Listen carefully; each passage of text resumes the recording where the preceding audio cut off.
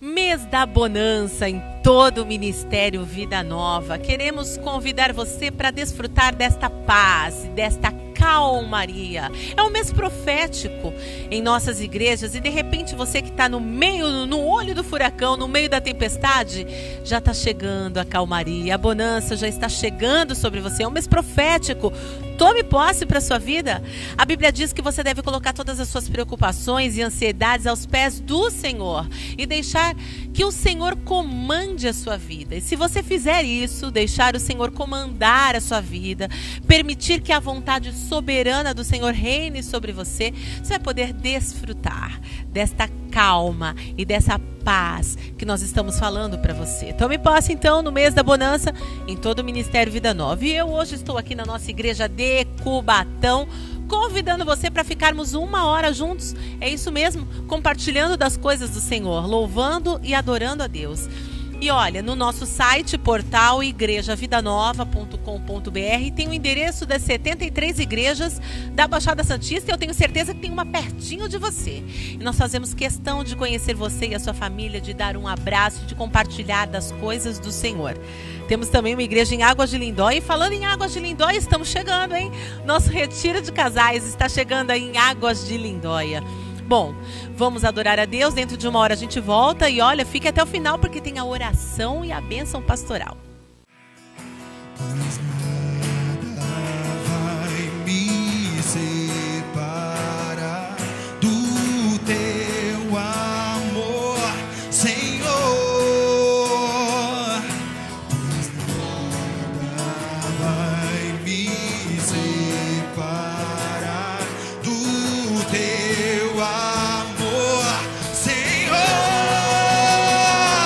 Correrei pra te encontrar, Senhor. Cantarei pra sempre teu amor e com gratidão eu louvarei ao Deus que me amou. Declare isso. Poderoso Deus de salvação, quero estar em tua casa e com gratidão te adorarei.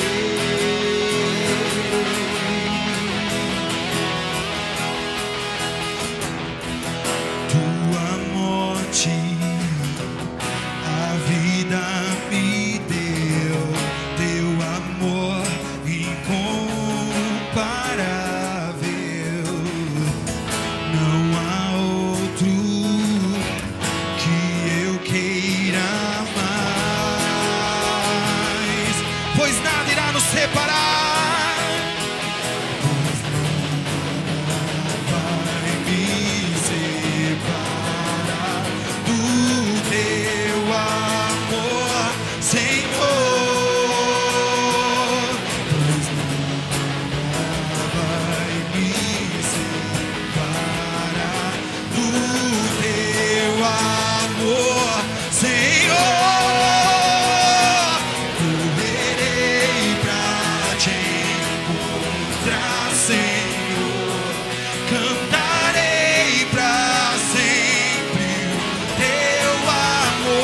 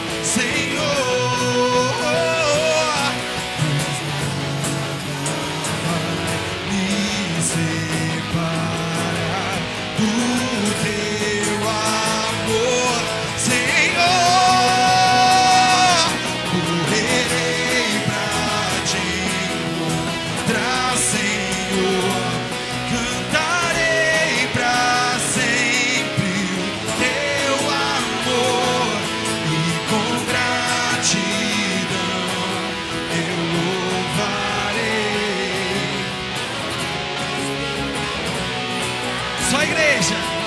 Correrei.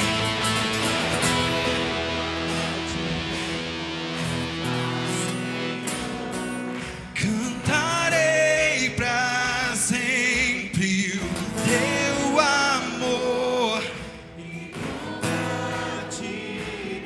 Eu louvarei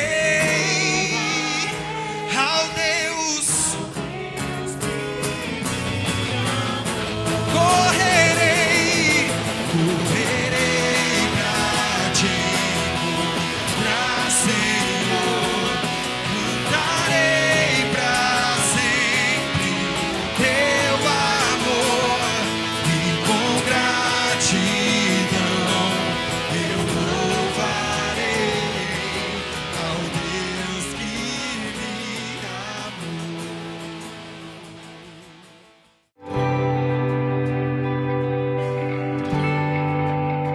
Salmo de número 27, abra lá. E somente um versículo. Às vezes eu pego aqueles textos extensos, assim como o pastor Felipe fez hoje aqui logo no início, né? Às vezes eu escolho um texto desse assim enorme para poder trazer uma mensagem.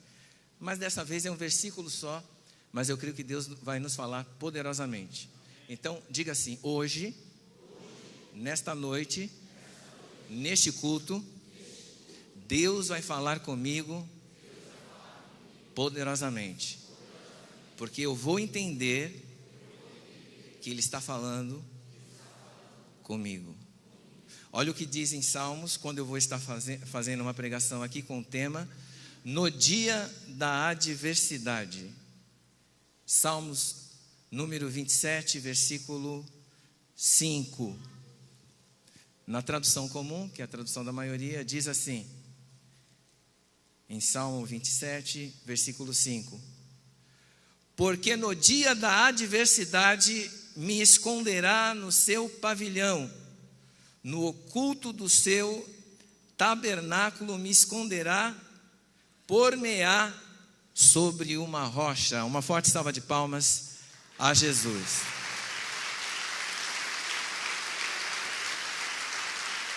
Para falar do dia, eu preciso primeiro falar da adversidade, porque o dia é o dia da adversidade. O que é a adversidade? A palavra já está declarando, é aquilo que é contrário, é adverso.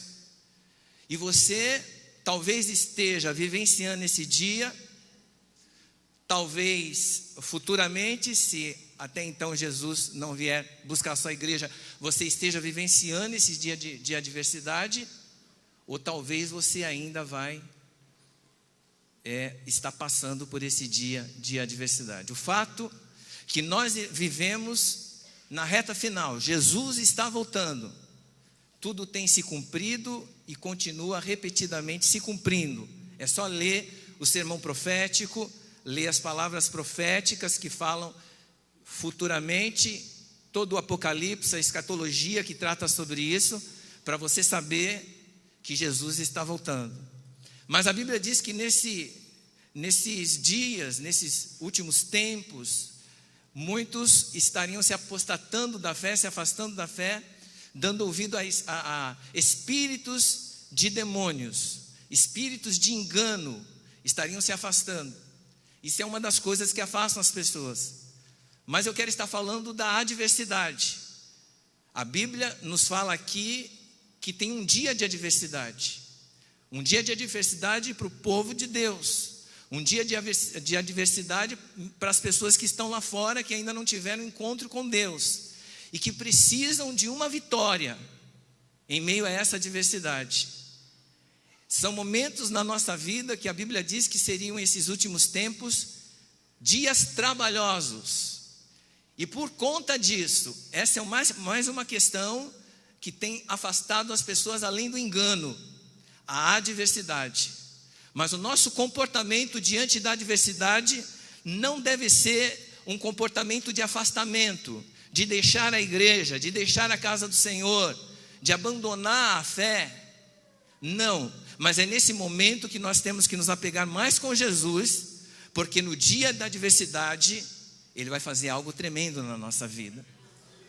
Para falar do dia, eu tenho que falar que esse dia, obrigatoriamente não é um dia de 24 horas, mas é um dia estabelecido no tempo de Deus e que acontece na nossa vida.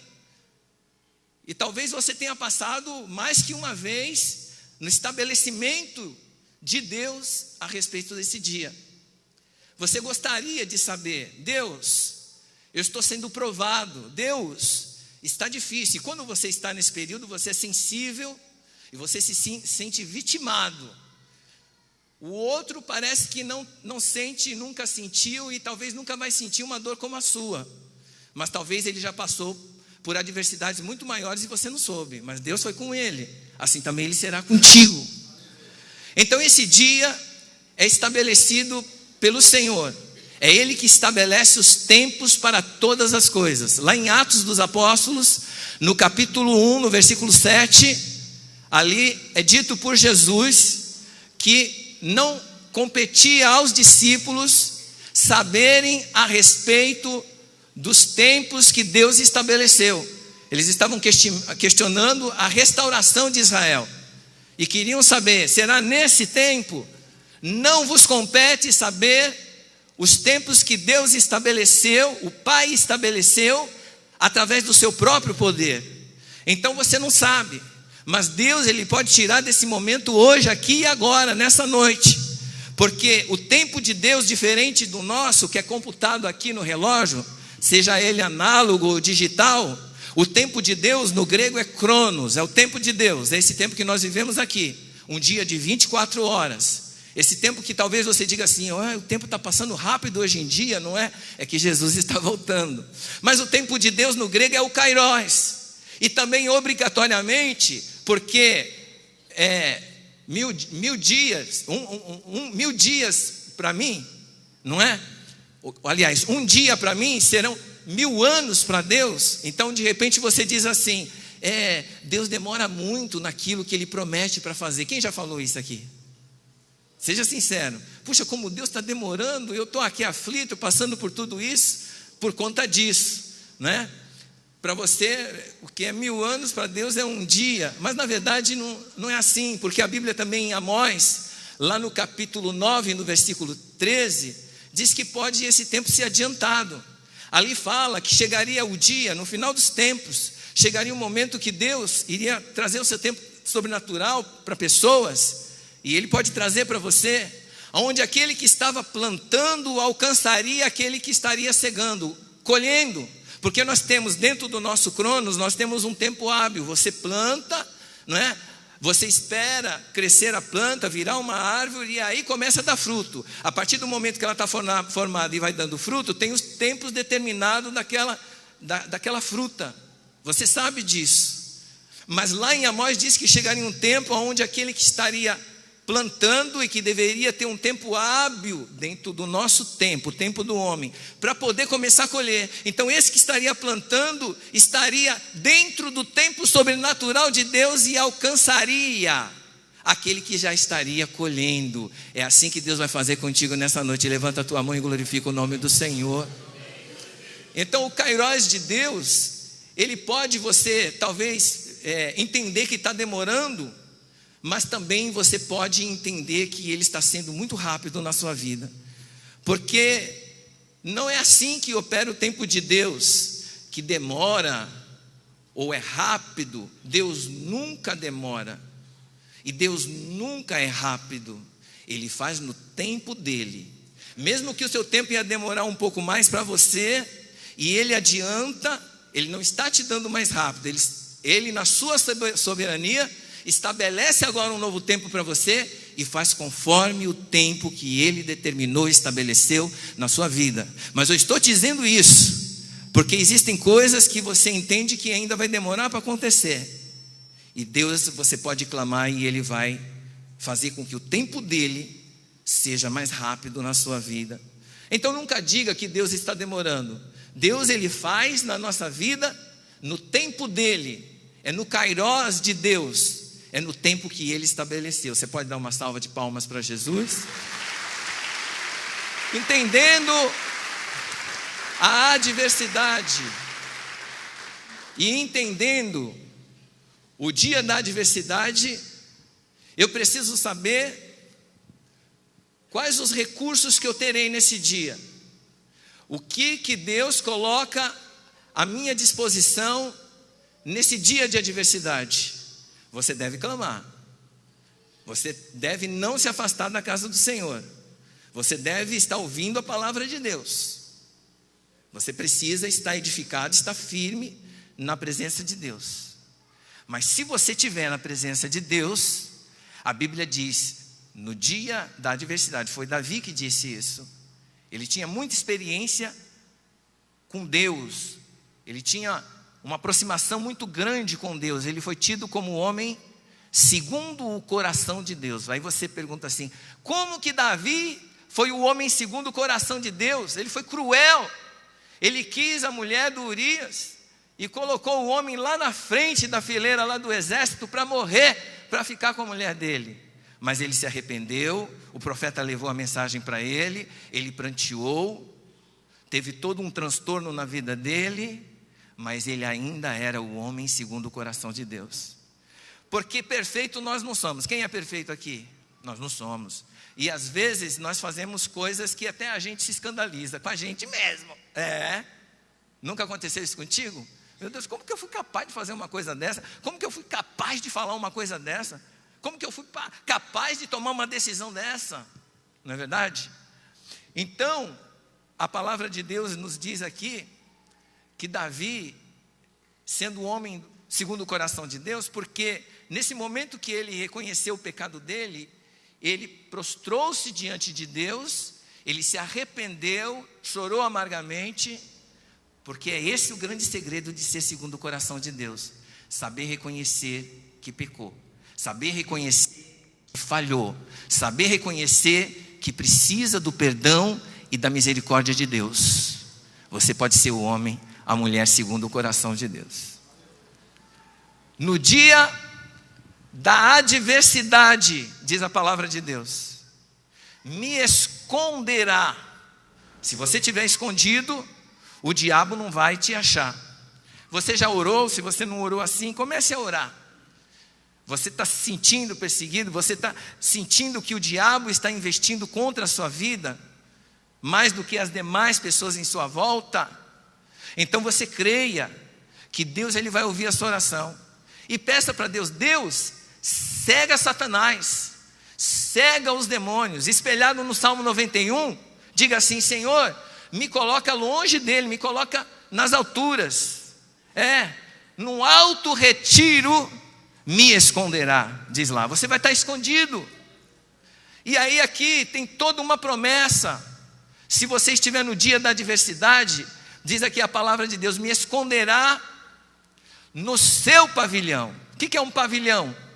Pavilhão é uma bandeira, pavilhão é um estandarte, pavilhão é um pendão, pavilhão é um objeto que serve de símbolo, é uma bandeira.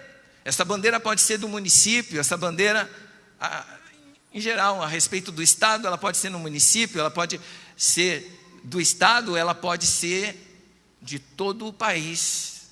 E quando você olha para a bandeira vai estar simbolizando gentes, grupos, e como eu disse, o próprio estado onde nós vivemos.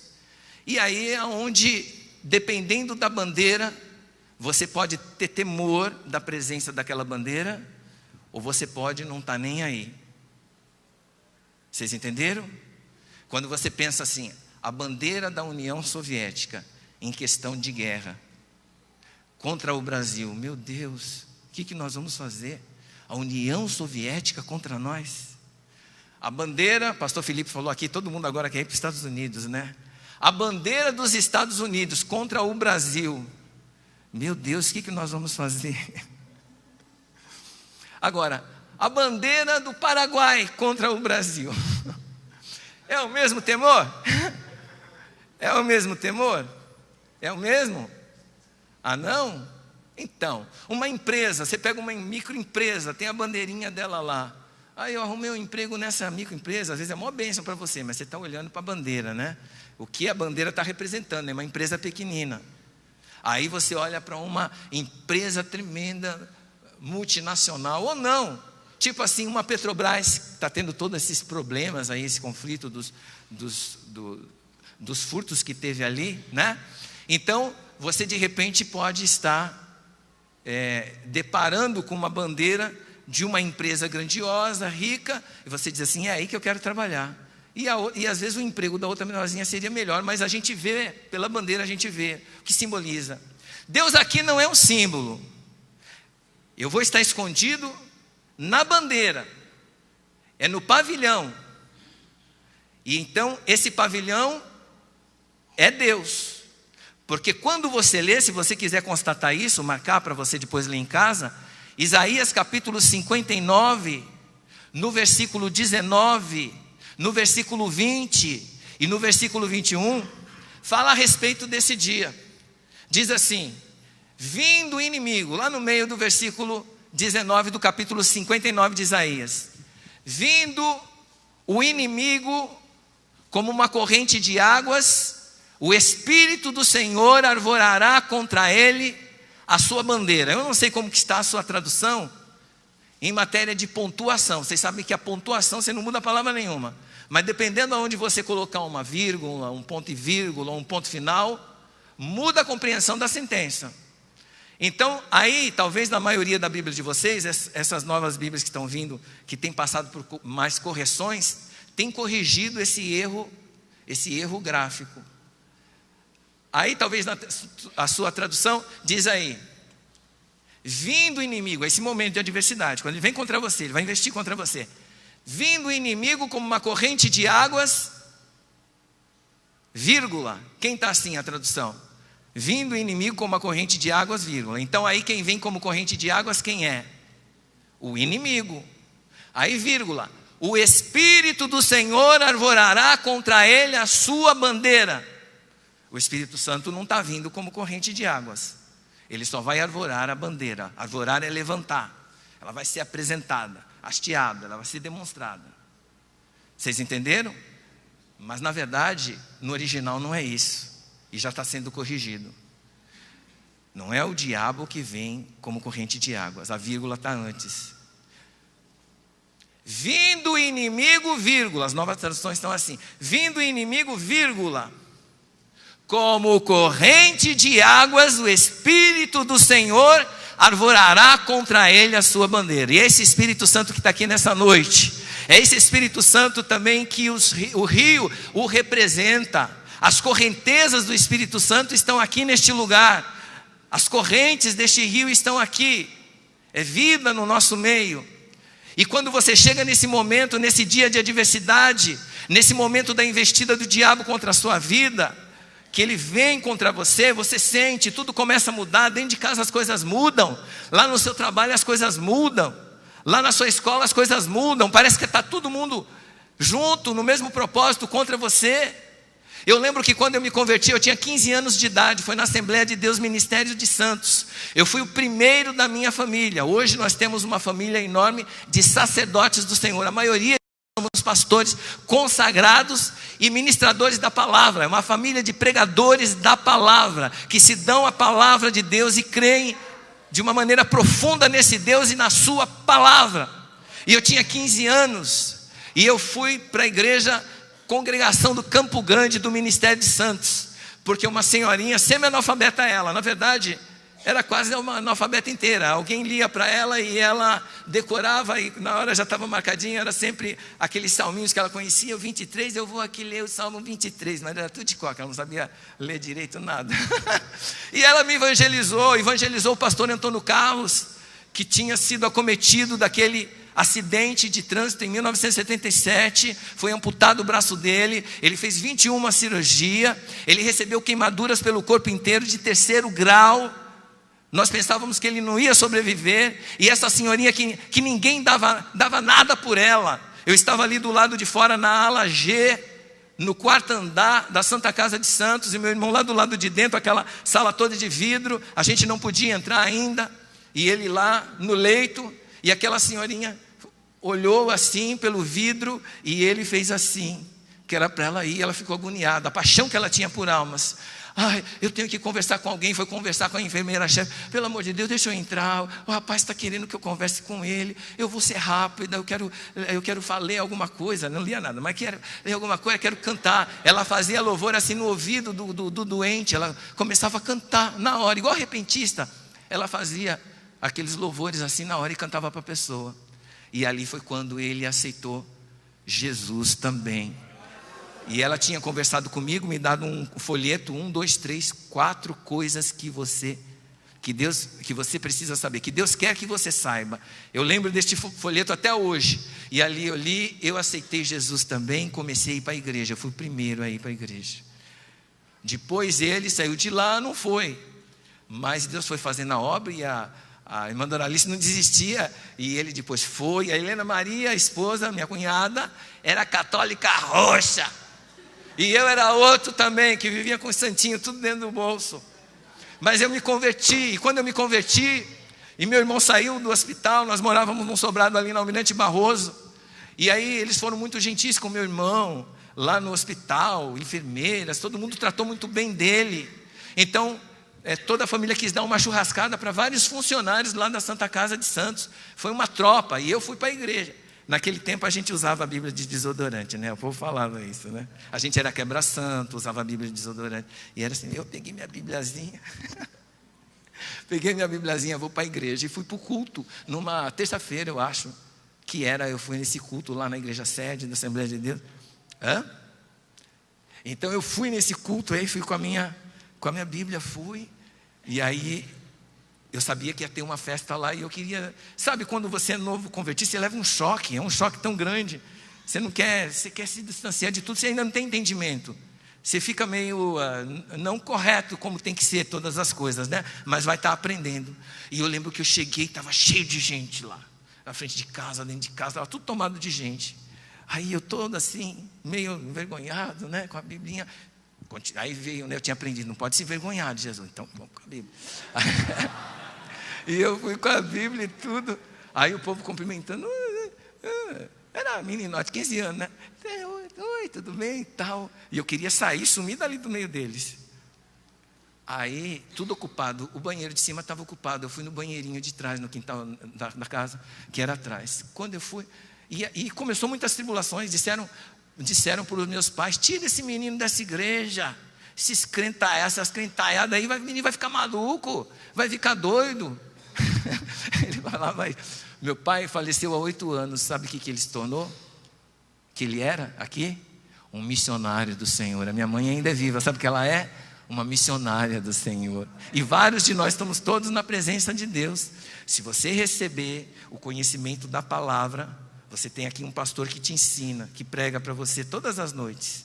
E mais pessoas que ajudam pregando também, que são porta-voz aqui, são instrumentos de Deus. Se você absorve isso, se você começa a seguir, você respeita os limites que Deus dá para você como servo dele, como filho dele, filho de Deus, então está garantido que eu vou ter essa aliança com ele forte, que ele vai estar comigo todo o tempo, e a palavra dele não vai se afastar da minha boca.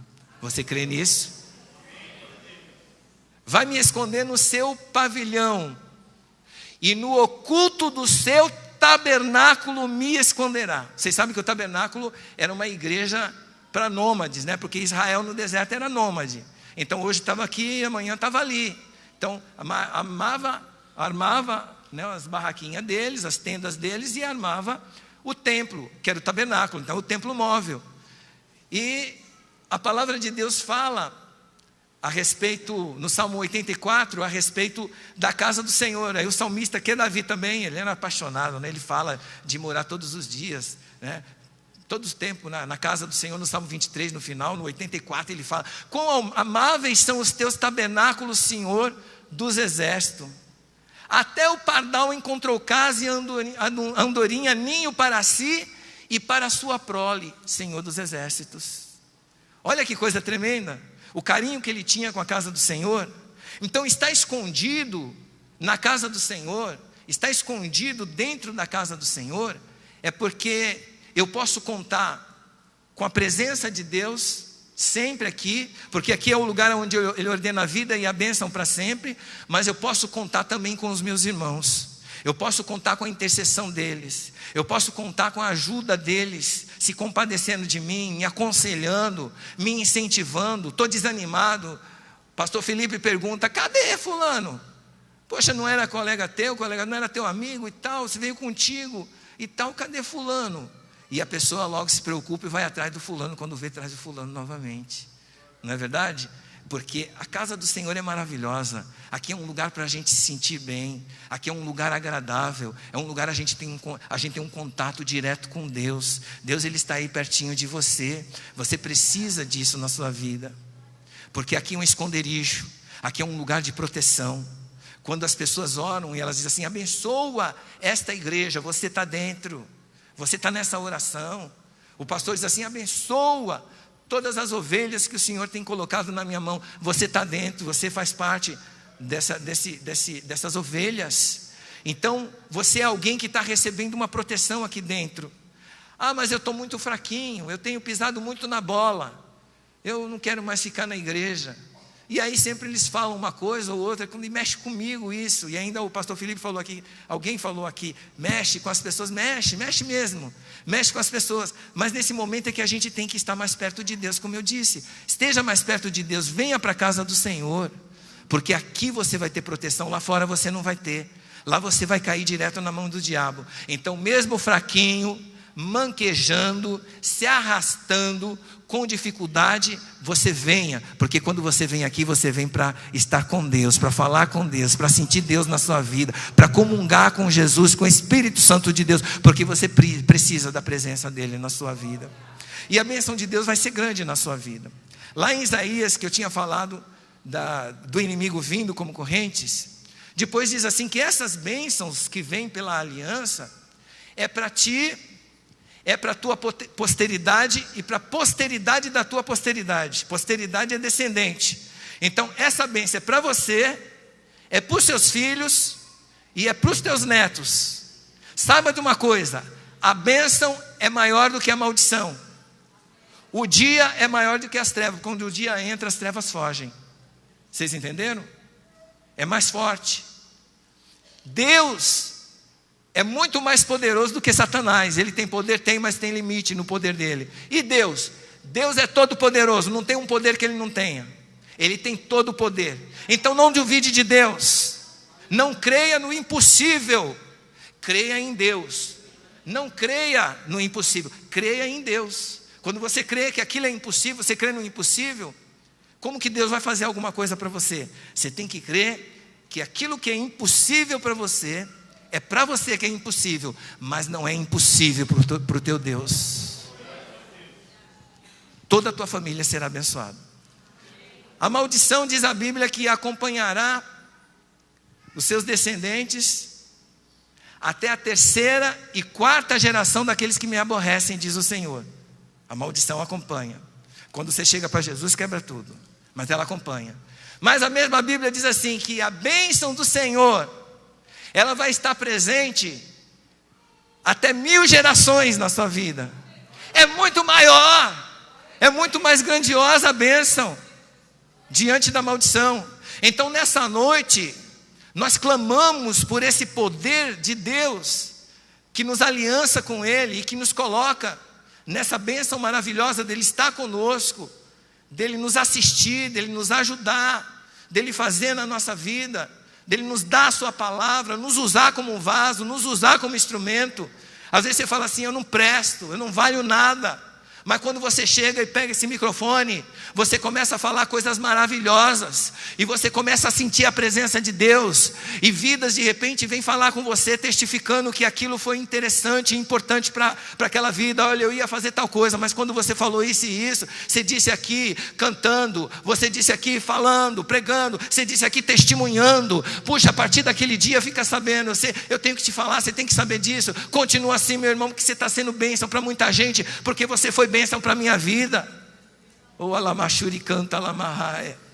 Escondido no pavilhão do Senhor, escondido no tabernáculo do Senhor.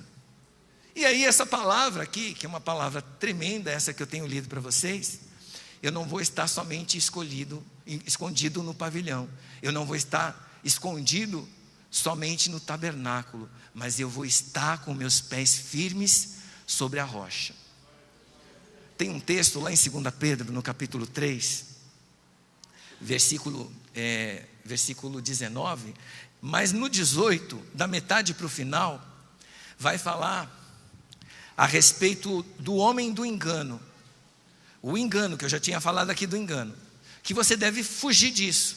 Você deve se desviar do engano, para que você não venha a cair, para que não exista uma queda na sua vida, venha cair ou decair.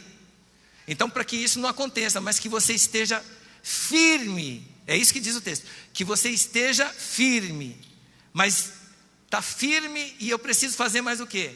Uma coisa importante, mas antes crescei na graça e no conhecimento que há em Cristo Jesus, o nosso Senhor. E o que é graça? Graça é um favor que nós não merecemos. Então, quando Deus nos abençoa, Ele está fazendo um favor para nós? Ele tem essa obrigação na nossa vida? Ele disse: crescei, multiplicai, do sol do teu rosto comerás teu pão. Tem que fazer minha parte. Mas Deus, Ele nos abençoa tremendamente. E Ele quer que nós cresçamos na graça. Crescer no favor de Deus. Está numa posição onde Deus nos abençoa. E a casa do Senhor é lugar para isso. Porque aqui Ele derrama a bênção. A vida, mas derrama a bênção para nós. É aqui. Então, crescer na graça e no conhecimento que há em Cristo Jesus, o nosso Senhor. Para crescer no conhecimento, eu preciso ter um conhecimento teórico, mas eu preciso também ter um conhecimento prático. O conhecimento teórico é quando eu leio a Bíblia, quando eu estudo a Bíblia. Quem estuda a Bíblia aqui? Poucos estudam, hein? Quem lê a Bíblia aqui? Aí já tem uma turma maior, pastor Felipe. Mas assim é geral. O povo hoje não está se dando muito para estudar a Bíblia. E como a gente precisa desta palavra aqui. Nós precisamos estar na rocha, e a rocha é Jesus. Oh, aleluia! Por isso que a Bíblia diz: examinai o livro do Senhor. Lede. Buscai esse livro para você. É tremendo, é maravilhoso. Isso faz você crescer no conhecimento. Quando você ouve aqui as pregações, você ouve os ensinos, você está crescendo teoricamente também. Mas a gente precisa crescer na prática. A gente precisa ter experiências com Deus no nosso dia a dia. E o dia da adversidade é uma escola para nós. Nós vamos aprender muito no dia da adversidade, porque Deus vai transformar aquilo que víamos como maldição. O dia da adversidade Ele vai transformar em bênção. Nós vamos sair dali com um aprendizado tremendo. Nós vamos sair mais estruturado, mais firmado, mais convicto. Não é qualquer um que vai chegar no nosso ouvido e nós vamos, fica 500 anos ouvindo a verdade de Deus, ouve na igreja, aí chega um filho do diabo, mentiroso, enganador, diz uma coisa contrária e a pessoa cai na rede e vai-se embora, perdeu a vida com Deus. Então Deus, Ele quer te abençoar nessa noite, porque Ele quer que você esteja firme sobre a rocha, firmado sobre a rocha. A firmeza é o que nós precisamos. Então pode vir a correnteza de águas, pode vir a ventania, mas a sua casinha não vai estar sobre a areia, a sua casinha vai estar firme na rocha. Por isso que Jesus Cristo disse para Pedro, Ele estava ali junto com os discípulos, e conversando ali com os discípulos, Ele questionou os discípulos: o que vocês acham de mim? O que vocês pensam de mim? O que é o filho do homem para vocês? Aí um falou Elias, o outro Jeremias, características parecidas, né? João Batista, alguns dos profetas. Um profeta a gente, não é, deve ser qualquer um dos profetas, algum dos profetas. E aí ele se vira para os discípulos ali, as pessoas, tinha mais pessoas além dos discípulos, vira para os discípulos ali e pergunta, não é? Quem eu sou para vocês? Eles conviviam com Jesus. Pedro toma a palavra e diz assim: tu és o Cristo, o Filho do Deus vivo. Ele diz: bem-aventurado é tu, Simão Barjonas, porque quem te revelou não foi a carne, mas foi o meu Pai que está no céu. Por isso eu te digo, tu és Pedro. Pedro é pedregulho, pedra pequena. Jesus é a rocha. Tu és Pedro, e sobre esta pedra edificaria a minha igreja. No original, Petros é pedregulho, mas esta pedra é grande pedra, é rocha. Ele estava falando que ele ia estar edificando em cima da revelação, era isso aí. A revelação quem foi? Jesus, Filho do Deus vivo. E é sobre ele que nós estamos firmados e fundamentados. Diga assim: ninguém vai me tirar da presença de Deus.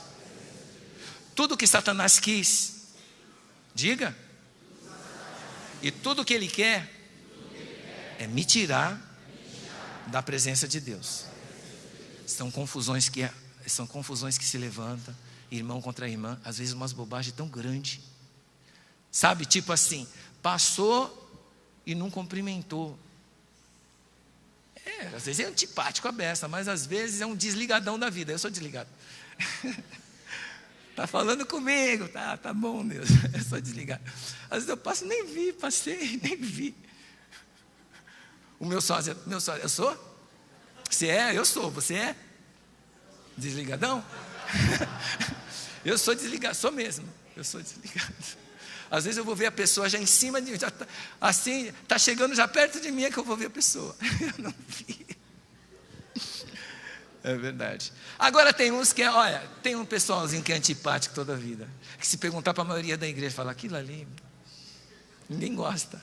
Mas a Bíblia diz que é para nós nos amarmos. Lembra daquela propaganda? A mamãe disse que nos amássemos e não que nos amassemos, né? Mas quando tem esses conflitos na igreja, o pastor não tem culpa de nada, hein, pastor Felipe? E depois fica com abacaxi para descascar. É a ovelha que você perde, é tudo. Isso acontece com todos nós. Isso aí é geral nas igrejas. É duro, vida de pastor, pensa que é fácil? É difícil a beça. Tem noite que você, dependendo dos teus problemas, você nem dorme direito. Precisa orar, pedir, clamar para Deus te mandar o sono, senão, né? Então umas confusõezinhas e tal, quando vê, aí vem, ai, pastor Felipe, eu quero me desligar do ministério. E isso são os educados, ainda consideram alguma coisa, né? Outros, eles não têm agradecimento nenhum, são ingratos.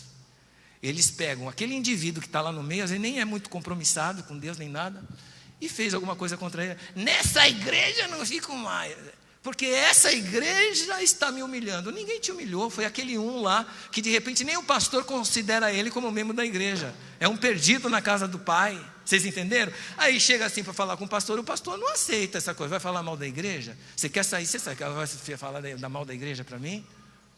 Vai falar mal disso? Vai falar, não, pega, eu quero sair, vou sair, sai. E de repente ele fica com abacaxi para descascar. Verdade. Querer contornar, não, vamos acertar isso, porque ninguém quer perder ninguém. Não é verdade? Aqui vocês ganham bastante, o fluxo é grande. Mas não é a realidade da maioria das igrejas, viu, pastor Felipe? Às vezes as saídas é maior do que as entradas. Às vezes acontece mais. E aí quando chega para o pastor, ele tem que resolver esse tipo de coisa. Mas às vezes não vai resolver mais, porque aquela pessoa está determinada para isso. Por causa de um conflito que houve, alguém que não vigiou, alguém que não foi muito convertido, como foi dito aqui. E aí está fazendo perder gente na igreja. Às vezes o pastor sabe que tem aquele unzinho fazendo perder. Às vezes ele não sabe, só vem as pessoas virem falar, e aí ele tem que resolver isso. O alamassubi canta alamanabachurianda alamaias. É tremendo isso ou não? É tremendo isso? Já aconteceu algum desconforto com você, seja nessa ou em qualquer outra igreja, em relação a outros irmãos? Já, seja sincero. É chato isso, né? Nessa Campo Grande que eu congreguei, lá no Campo Grande, tinha duas irmãs. Teve uma vez eu dei um cheque. Eu dei um cheque que era um dinheiro que era para o rádio. Eu dei em cheque. Aí eu dei em cheque e cruzei. Para que eu cruzei? Ela veio no final do culto, depois que eu tinha dado que ela viu, ela veio falar comigo. Eu era jovenzinho lá do jovem. Aí ela veio falar comigo. Está desconfiando de mim? Me dando um cheque cruzado? Como se eu fosse roubar, ficar para mim? Poderia roubar, ficar para ela, era só depositar, né? Não é verdade? Só obriga a depositar, mas pode depositar. Mas identificar a conta que ela ia colocar, né?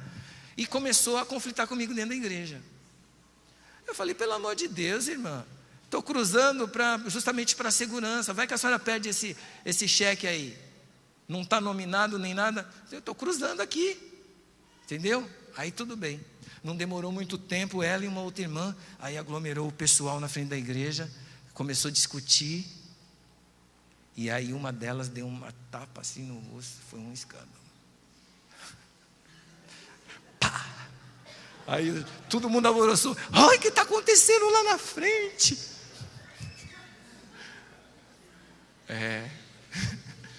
Deu-lhe uma tapa. Quem que ficou com o abacaxi para descascar? Daqui a pouco o pastor vem desesperado. Meus irmãos, pelo amor de Deus, vocês querem acabar com tudo, quer acabar com a igreja, porque tem gente, olha só, tem gente que ainda é muito cru, tem gente que ainda é muito nova, é neófito que a Bíblia diz, entendeu? Qualquer coisinha escandaliza. Não, qualquer coisinha escandaliza. Qualquer coisinha escandaliza. É porque não cumprimentou, é porque não convidou para a festa, olha lá. Chateia. É verdade. É verdade. É porque não é uma pessoa que elogia. Poxa, hoje eu vim com uma roupa cara, bonita, de primeira. A fulana sempre elogia as roupas dela. Não elogia minhas roupas, não. Eu venho, aí diz a irmãzinha, venho linda e maravilhosa aqui e me elogia. Só quer tudo para ela, para mim não. Eu elogio ela, lubrifico o ego dela. Também eu queria que ela me elogiasse. Ah, não, aquela lá é uma pessoa que não elogia. Ah, o pessoal não reconhece nada, já diz, não reconhece nada. Ah, mas está no trabalho, quer ouvir aqui toda hora. Olha, vai frente, bom, está trabalhando, né, na obra, na seara do Senhor. Ó, é o fulano, ele trabalha, ele é uma bênção, ele é isso. A gente faz isso, a gente faz. Levantar o indivíduo, né, sentir que está fazendo a coisa certa. Mas se você não faz, de repente, já era também. O dia da diversidade não é fácil, né? Está pensando um pouquinho? Está pensando? Eu também estou aqui pensando um pouquinho nesse dia. Que dia, né? Ele é um Deus presente no dia da angústia, a Bíblia fala. Qual é o teu problema? Diz para mim. E diga para Jesus também. O que é que você está passando? Aonde está se conflitando na tua vida? O que acontece? Como diz lá em Jó, né? O que está te fazendo perder a coragem? E por que é que os teus olhos olham, te esguelha, como desconfiado, medroso, né? O que te faz perder a coragem? Hoje a coragem de Gideão pousa sobre você. Hoje o Espírito Santo que mora em você, que te dá certeza, a convicção que você é filho de Deus, ele te dá coragem, porque a Bíblia diz que Deus não nos deu um espírito de medo, mas nos deu um espírito de coragem. Você vai erguer a tua cabeça, você vai tomar posição e você vai fazer aquilo que Deus quer que você faça. O Senhor é minha luz e a minha salvação, a quem temerei? O Senhor é a força da minha vida, de quem eu me recearei? Quando os meus adversários investiram contra mim, tropeçaram e caíram. Ainda que o exército me cercasse, o meu coração não temeria. Ainda que a guerra se levantasse contra mim, nele confiaria. Uma coisa pedi e a buscarei, que eu possa habitar na casa do meu rei, para contemplar tua tua formosura e tua glória.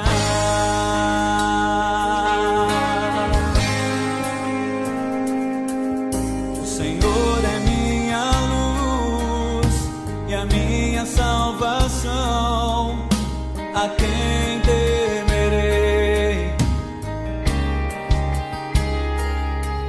O Senhor é a força da minha vida, de quem eu me recearei.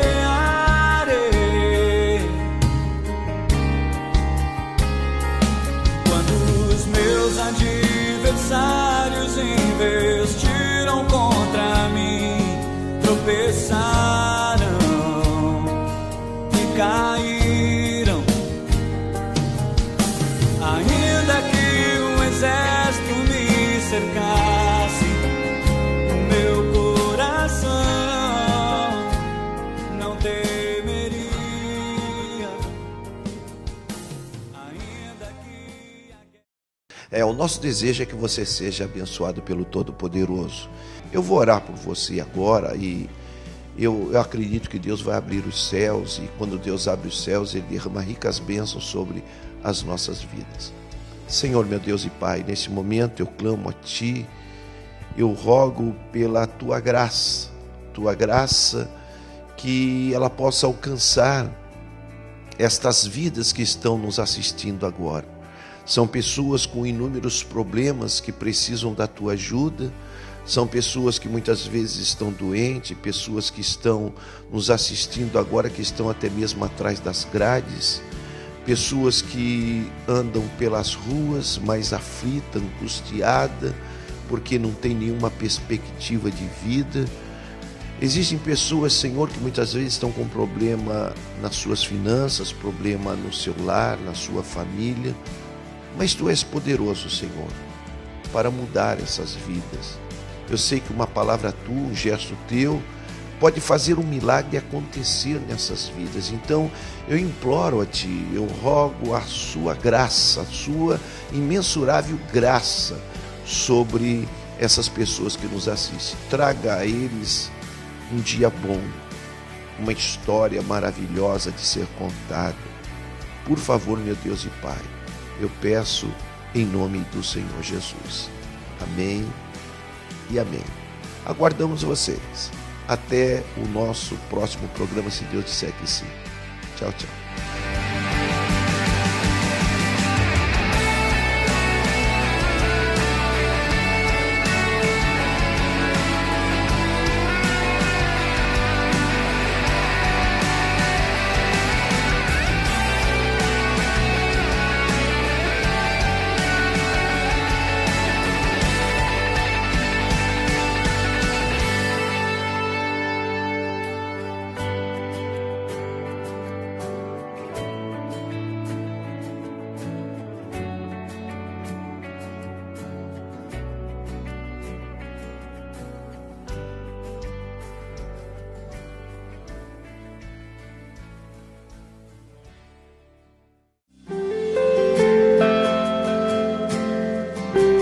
Ser pastor.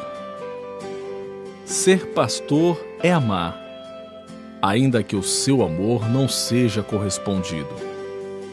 Ser pastor é visualizar o que ninguém consegue ver e acreditar que sonhos podem se tornar realidade.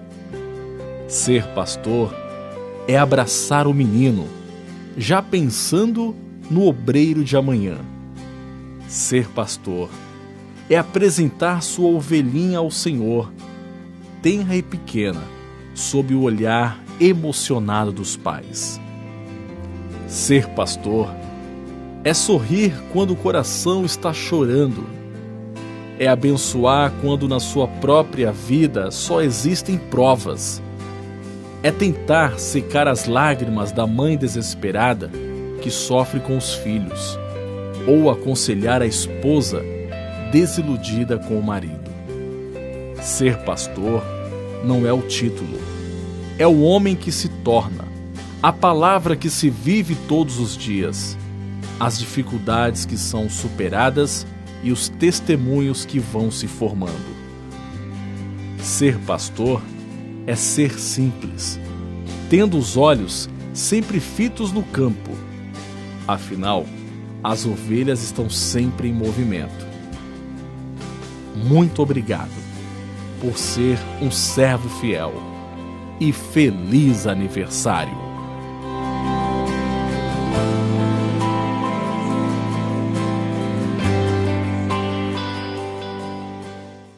O Ministério Vida Nova realizará nos dias 21 e 22 de novembro Congresso da Família, com o preletor Pastor Dinarte, da Universidade da Família. Dias 21 e 22 de novembro, às 19h30, Congresso da Família, no Centro Familiar Vida Nova, em Santos, situado na Rua Manuel Torinho, 171, Macuco, em Santos. Ministério Vida Nova, uma obra de amor e fé.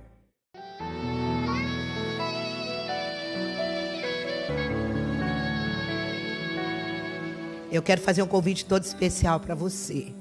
Você sabia que a nossa família não pode fracassar? A gente tem visto tanto complô do inferno para destruir a família. É filho drogado, é marido indo embora, é esposa indo embora, é filho se rebelando, é rebeldia. Tanta maldade nesse mundo. Mas existe um segredo para você. É orar e jejuar. Nós estamos toda segunda-feira, na tarde do clamor pela família, jejuando e orando para que você possa ter a sua vitória. Então venha estar conosco aqui toda segunda-feira, a partir das 13 horas, nós já estamos orando. E às 15 horas começa o grande clamor pela família. Então venha estar conosco aqui, em nome de Jesus. Que a família é o teu projeto e sempre vai vencer. Presente do Senhor, firmada no amor do nosso Pai. Para ficar por dentro de tudo o que acontece no Ministério Vida Nova, acesse www.portaligrejavidanova.com.br e saiba dos dias de cultos, endereços de igrejas, notícias do mundo cristão, devocional, visão da igreja, agenda de programação e muito mais. www.portaligrejavidanova.com.br. Você tem um chamado de Deus e quer se aperfeiçoar em conhecimento da palavra? Conheça a FATA, uma escola interdenominacional, ampla e moderna e de cara nova. Bacharel e básico em teologia e curso por correspondência. Qual deles você quer? Informações no site ou pelo 3227-8970. Unidades em toda a Baixada Santista. FATA, Faculdade Teológica Alfa, formando obreiros em todo o Brasil. Mãos com uma missão. Com sede em Santos, tem o objetivo de divulgar o Evangelho, enviar ajuda humanitária, doar alimentos, remédios às pessoas carentes do Nordeste do Brasil e exterior. Com parcerias em vários projetos. Projeto Meu Peixinho, alcança crianças da Ilha Caiçara do Maranhão. Projeto em Ação, com trabalho social no sertão nordestino. Prepara, envia e sustenta missionários no campo. Seja um voluntário dessa missão. Ligue 98-850-3248. Mãos com uma missão, promovendo o amor em ação.